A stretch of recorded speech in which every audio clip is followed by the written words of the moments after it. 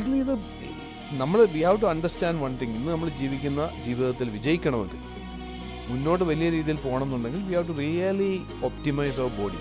നമ്മുടെ ബോഡിയെ നമ്മുടെ ബ്രെയിനിനെയും ഹൈലി ഒപ്റ്റിമൈസ് ചെയ്തേ പറ്റുള്ളൂ. അവിടെയാണ് ഈ ബയോ ഹാക്കിങ്ങിൻ്റെ ഒക്കെ അഡ്വാൻറ്റേജസ് വരുന്നത്.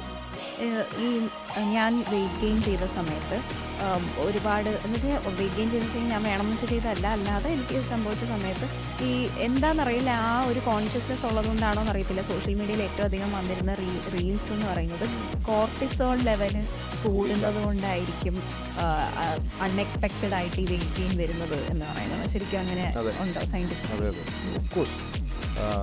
കോർട്ടിസോൾ എന്ന് പറയുന്നത് സ്ട്രെസ് ഹോർമോൺസ്. അപ്പോൾ രണ്ട് ബേസിക്കലി നമുക്ക് സ്ട്രെസ് ലെവൽസ് കൂടുന്നു. സ്ട്രെസ് എന്ന് പറയുമ്പോൾ രണ്ട് തരത്തിലുള്ള സ്ട്രെസ് ഉണ്ട്. ഒന്ന് ഈ ക്രോണിക് സ്ട്രെസ് എന്ന് പറയും, അതായത് കണ്ടിന്യൂസ് ആയിട്ട് എന്തിനെക്കുറിച്ചെങ്കിലും വറീഡായിട്ട് നടക്കുകയാണെങ്കിൽ അത് ക്രോണിക് സ്ട്രെസ് ആയിരിക്കും.